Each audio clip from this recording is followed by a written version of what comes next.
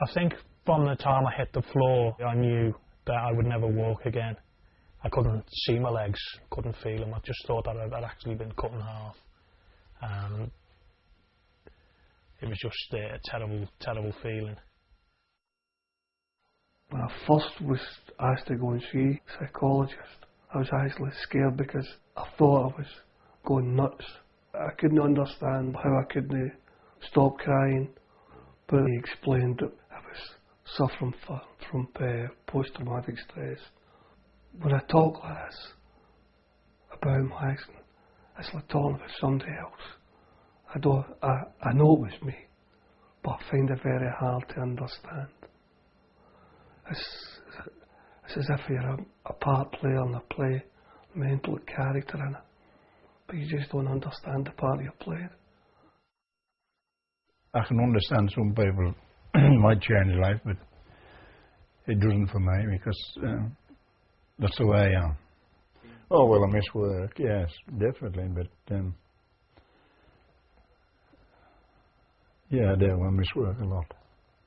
Moving about, mending things and such like.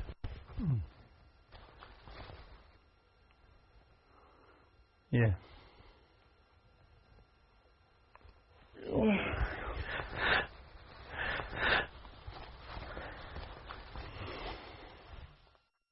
One short incident turns their whole life upside down. It is such a sudden event that they're not prepared for it, and it has a huge emotional and financial impact on the family for the rest of their lives. Could something have been done to avoid these accidents? And I tend to think yes, they could. As the words come out of the person's mouth that is telling you it, you don't really believe what he's saying, and you think you're going to come out of a dream, or they're only joking, they're going to break into a smile and go, no, I'm only joking. For a split second, I mean, then suddenly it dawns on you what they're saying. The full reality of what they're saying is hitting you. It's terminal. There's no medical cure for it. When I went to the coroner's court, I just wasn't prepared for them to read out all the details, to be honest, gruesome details of my son's injury. They even went into the weight of lung, liver, and even removal of the brain, which is all a procedure for them. But for somebody like me who's never been to an inquest, it was devastating. It was Friday afternoon on a large construction site. Some timber sheet materials had been stacked on a scaffold incorrectly. They slipped off the scaffold and unfortunately fell 3 stories. The person who was injured was in the wrong place at the wrong time. His leg was damaged below the knee and needed to be amputated. Health and Safety Executive obviously investigated it, and we were prosecuted. I just couldn't believe it, because it was so strong. It was just invincible. And if he'd been in this room with us, he would have filled it with his personality. And you think, someone that strong, you couldn't snap it out. You couldn't just snuff it out like that. I can't describe the loss, because I cared for him so much. And I know he cared for me.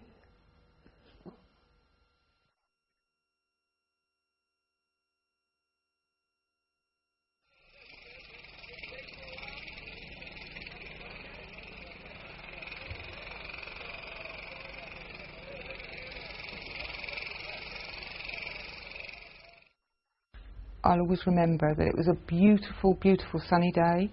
My daughter had visited with the grandchildren, and I just thought I couldn't be happier.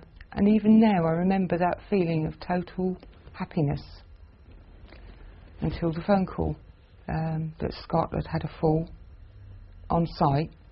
I phoned the hospital, and they eventually phoned me back and told me the bad news. And it's just something you'll never forget. Your life will never ever be the same again. Never be as happy as I was that Friday morning. He was a shining star. He used to make me laugh, and you just miss the joy.